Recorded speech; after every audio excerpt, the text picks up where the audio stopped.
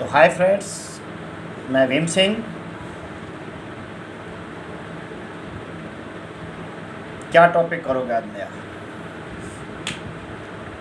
तो आज हम डिस्कस करते हैं, आपसे नया टॉपिक लेके आए हैं आपके पास। मज़ेदार टॉपिक है। टॉपिक का नाम है डिजिटल भुगतान और प्लेटफॉर्म, RSAT का अध्याय नंबर 5 आपका। ठीक है, देखिए डिजिटल भुगतान और प्लेटफॉर्म, जब से डिजिटल भुगतान प्लेटफॉर्म हुआ, डिजिटल का भुगतान हुआ है, डिजिटलाइज हुआ है, सबसे इसके बाद हमारी इकोनॉमिक्स बहुत इजी वे में हो गई। कहने का मतलब है कि हमको किसी को पैसे देने लेने जो भी कुछ है बहुत इजी हो चुका आपका। अब हम बात कर रहे हैं कि ऑनलाइन बैंकिंग। ऑनलाइन बैंकिंग जब हुआ है कि पहले तो हमको क्या है कि किसी एक बैंक में, जिस बैंक में खाता उसी में पैसे निकलवाओ करवाओ, उस तरह की व्यवस्था थी।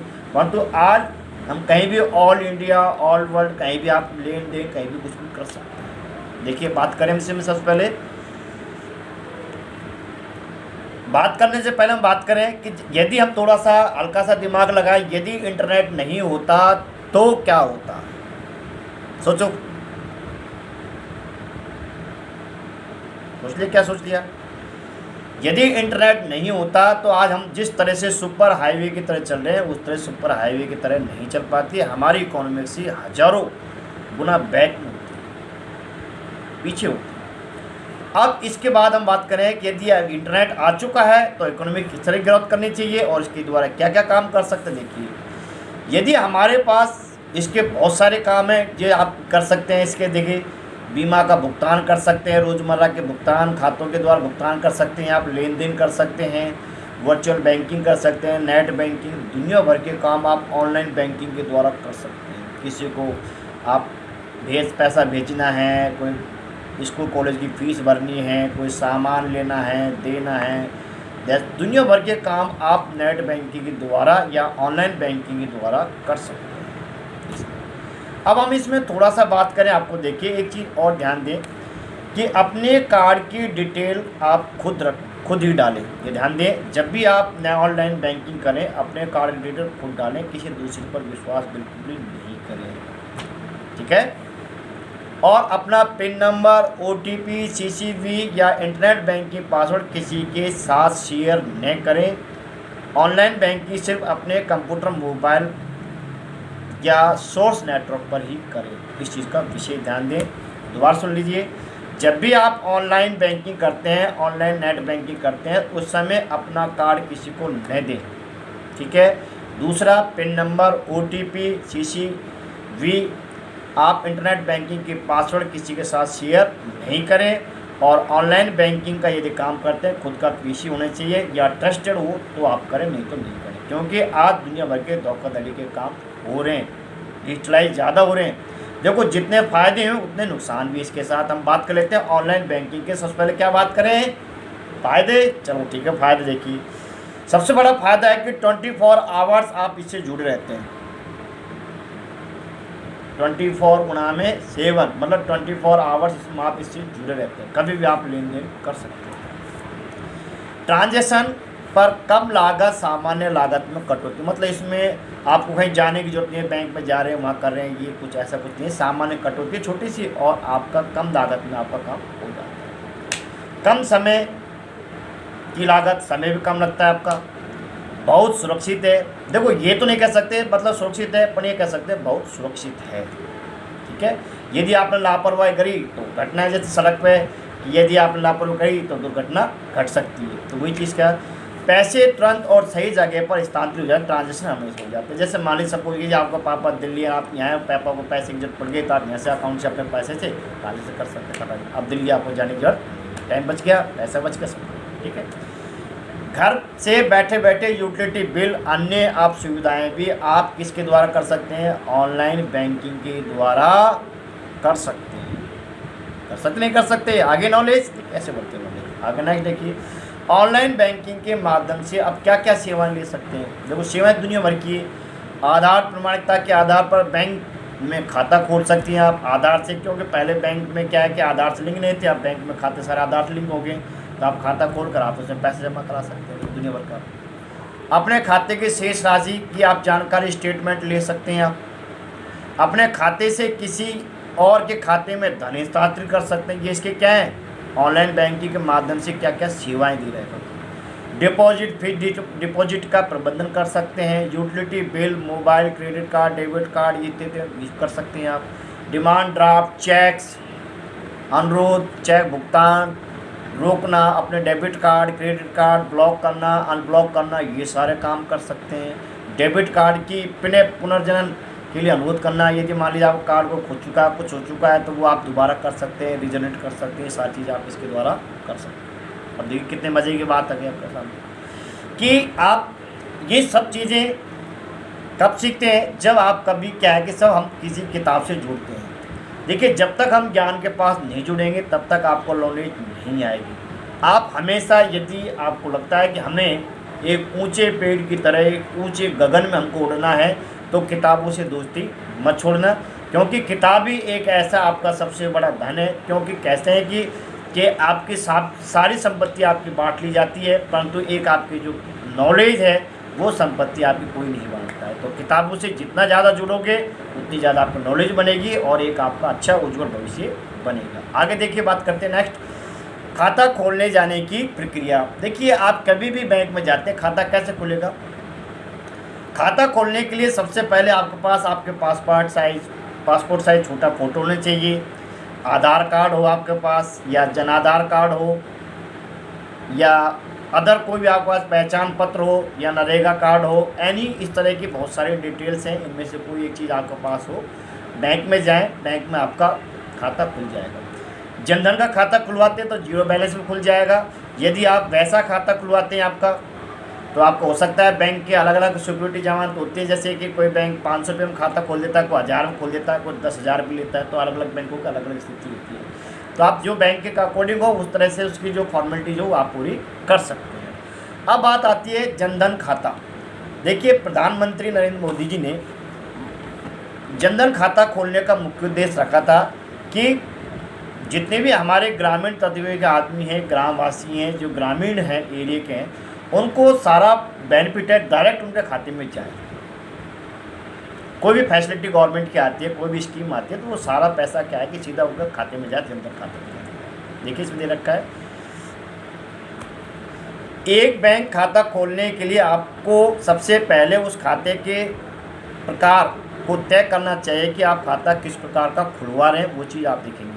हम इसमें देख रहे हैं जनधन खाता में। देखिए जनधन खाता आपका 2014 में स्कीम चालू की थी भारत सरकार ने।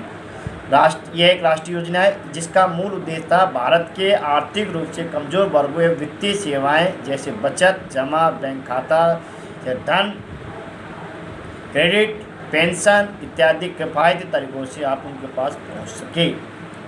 ये इसका सबसे बड़ा फायदा।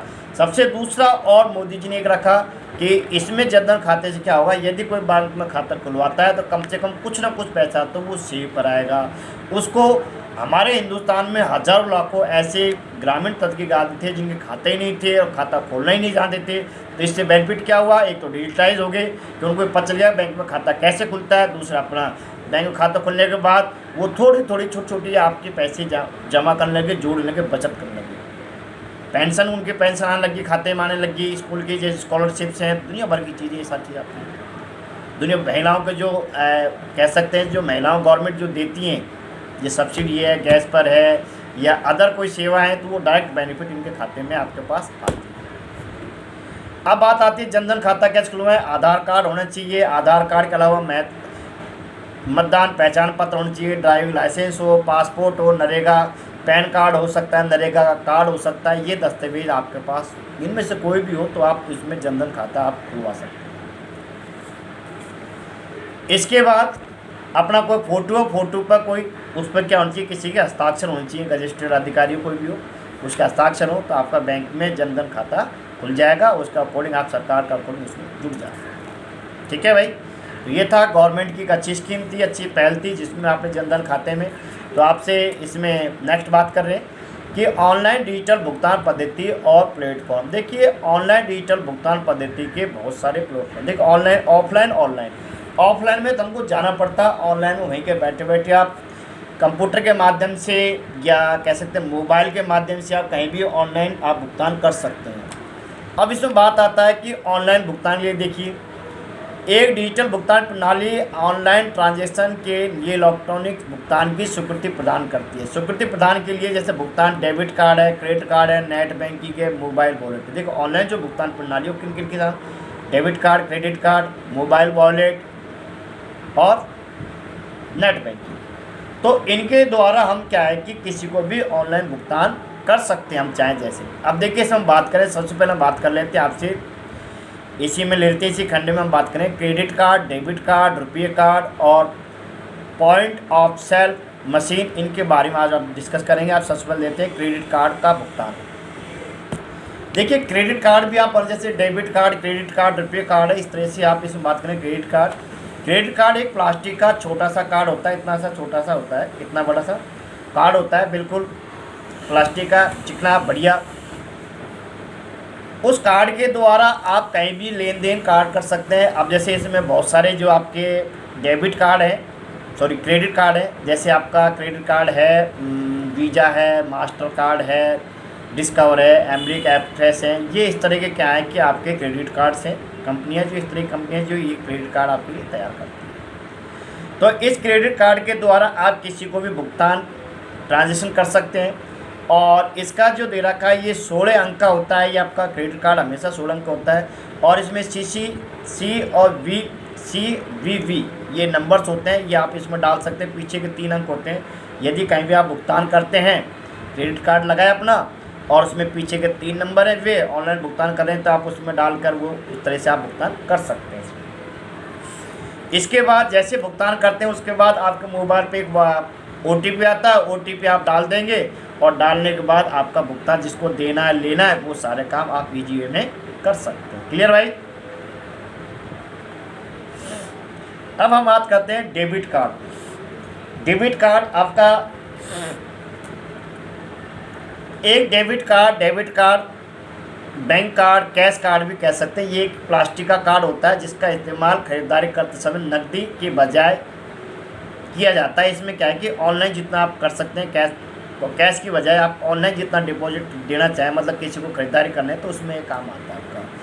इसका देखिए डेबिट कार्ड के लिए क्रेडिट कार्ड आपका दे रखा है, क्रेडिट कार्ड, डेबिट कार्ड आता है। डेबिट कार्ड में क्या क्या चीज़ होती है, सबसे पहले आप नेम ऑफ कार्ड डालें। यदि मान लीजिए आप कोई भुगतान करें, नेम ऑफ कार्ड डाल सकते हैं, कार्ड का नंबर डालें, 16 कैरेक्टर का, एक्सपायर डेट डालें। डेट डालने के बाद आप उस पर CVV नंबर डालें, 3 कैरेक्टर होता है जो, और डालने के बाद फिर आपके मोबाइल पे वही कंडीशन है, आपके मोबाइल पे क्या आएगा, याद है? भूल गए बता देते हैं। देखिए दोबारा से फिर हम आपके लिए वही कि आप हनुमान बने हम जामवंत जी बन जाते हैं और आप फटाफट याद करें कि क्या आएगा, OTP आएगा, 1 टाइम पासवर्ड आएगा। 1 टाइम पासवर्ड आपके जो आपका बैंक से लिंक का खाता है उसमें आएगा और वो डाल दें और डालने के बाद आपका पैसा लेन देन जो भी है आ जाएगा। और उसके बाद आपके मोबाइल पर एक SMS आएगा, उसमें लिखा आएगा जो भी आपने क्रेडिट किया है या डेबिट किया है, जो भी मैसेज आपका है।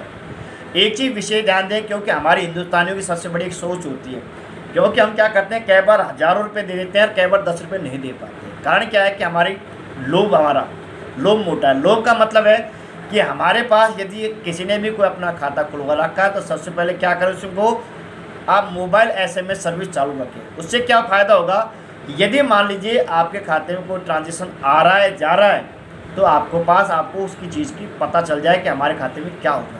10-20 रुपये साल के जाते हैं। फ़ायदा क्या होगा, यदि मान लीजिए आपका कभी कोई हैकर के पास आपका खाता चले जाता है, आपका हैकिंग हो रहा है, आपका पैसा ट्रांजेक्शन हो रहा है, कुछ हो रहा है, तुरंत आपका मैसेज आएगा तो आप बैंक को बोल सकते हैं, आपका खाता ब्लॉक कर सकते हैं। ये सब फायदा। थोड़ा सा स्वार्थ, बहुत सारा नुकसान। थोड़ा सा आप हल्का सा खर्च करेंगे तो आप पूरी ज़िंदगी आराम से चैन से सो सकते हैं अकाउंट के मामले में। तो ये चीज़ें आप विशेष ध्यान दें, जब भी आप क्रेडिट कार्ड हो, डेबिट कार्ड हो तो अपना अकाउंट में अपना मोबाइल नंबर ऐड करें, SMS सर्विस चालू करें। क्लियर भाई? अगला ऐसा ही आपका डेबिट कार्ड में रुपये कार्ड आता है। इसमें भी ये कि इसको भारत सरकार निगम ने इसको चालू किया था, national payment corporation of India ने इसको चालू किया था कार्ड को, रुपये कार्ड को। इसमें भी वही सेम प्रोसेस है आपके पास जो कि तो कि आप इसमें क्या करेंगे, आपका CVV नंबर आता है, इसमें आपका ईमेल ID पे OTP आएगा या आपके मोबाइल पे OTP आ सकता है। और आप इसमें यहाँ से बहुत सारी सुविधाएं ले सकते हैं, नेट बैंकिंग कर सकते हैं, आप कार्ड के द्वारा डेबिट कार्ड जो भी कुछ करना चाहें सारी, इसको मोबाइल पर आपको OTP आएगा, OTP आप डाल देंगे और आपका ट्रांजेक्शन हो जाएगा। ये सारी चीज़ें इसके द्वारा आप कर सकते हैं। इसमें दे रखा एक चीज़ है CCTV आता है, इसमें 3 करैक्टर का आता है। अगला दे रखा है कार्ड धारक को प्रदर्शित 20 छवियों। इसमें आपका रुपये कार्ड में क्या आता है 20 पिक्चर्स और आती हैं, उनमें से कोई पिक्चर और सेलेक्ट करनी पड़ती है पहचान के तौर पर कि आइडेंटिफाई के लिए।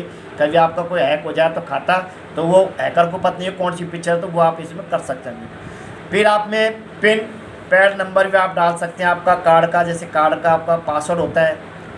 आप ATM कार्ड लेते हैं, ATM कार्ड के बाद आपको पिन नंबर दिए जाते हैं। पिन नंबर आप दोबारा से ATM पर जाकर मशीन जाकर उनको रिजनरेट करेंगे और आपका नया पासवर्ड बन जाएगा। उस पासवर्ड के द्वारा आप अपना लेन देन कर सकते हैं, जैसे ATM पिन नंबर बोलते हैं। और आप इसको ATM पर जाकर भी आप वहाँ से लेन देन कर सकते हैं, किससे, कार्ड से कर सकते हैं। उसमें अपना पिन नंबर डालें हुई चीज़। एक चीज़ और ध्यान दें, जब यदि कभी आप ATM से आप पैसे निकालते हैं या इस तरह की व्यवस्था करते हैं तो आप क्या ध्यान दें, सबसे पहले यह ध्यान दें कि हमारे को इधर उधर हो नहीं। अपना पासवर्ड सिक्योर रखें, पहले ATM कार्ड लगाएं, उसके बाद कार्ड डालने के बाद उसको निकाल लें। उस पर आपको स्क्रीन पर दिखाई दे कुछ, वहाँ से पूछेगा पिन नंबर, अपने पिन नंबर डाल दें। ठीक है, पिन नंबर डालने के बाद आपको क्या करना है, तुरंत उस पर अपना कितना बैलेंस निकालना है, इंक्वायरी करनी, जो कुछ वो करने के बाद आपके मोबाइल पर क्या आ जाएगा, मैसेज आएगा, तुरंत आपके पैसे बाहर आ जाएंगे। इस तरह की व्यवस्था आप कर सकते हैं। क्लियर? तो ये थी आपके पास इस तरह की चीज़ें। और एक चीज़ और है, इसी में आपको बता देता हूँ, एक चीज़ और ले लेते हैं हम इसी टॉपिक में। यदि मान लीजिए कई बार ऐसा होता है आपके साथ कि मान लीजिए आप किसी ATM मशीन में गए और वहाँ पर आपको किसी ने हैक कर लिया। हैक का मतलब है आपके कन्वर्टिव किसी ने रख दी, बंदूक रख दी या छुरा रख दिया, वहाँ से पैसे निकलवाएं, तो ऐसी कंडीशन में आप क्या करें। तो देखिए, आपके जो पिन नंबर है वो उल्टे आप प्रेस उसमें डाल दें। समझे की बात है कि आप जैसे पिन नंबर डालते हैं पैसे निकालते हैं, तो पिन नंबर आप क्या करें, उल्टे डाल दें। तो उल्टे डालने के बाद क्या होगा कि तुरंत आपका पैसा है वो बैंक में वहीं अटक जाएगा उसमें, और आपके एरिया में जो भी पुलिस होगी, जो भी है फैसिलिटी है, आपको फैसिलिटी मिल जाएगी। तो ये चीज़ें आप विशेषकर ध्यान से करें। ठीक है, ओके, बाय। बाकी हम कल डिस्कस करेंगे, आपका नया टॉपिक लेंगे, अगला जो चलेगा इसी में नेट बैंकिंग का टॉपिक लेंगे। तो आज के लिए इतने काफ़ी रहेगा डिस्कस आपके लिए। तो मुझे लगता है कि आपको बहुत अच्छा टॉपिक लगेगा, मज़ेदार। और लास्ट वही चीज़ें होती हैं, क्या याद है, नहीं है, भूल गए, चलो याद दिलाते हैं। लाइक करना है, शेयर करना है और आपको सब्सक्राइब करना है। ओके।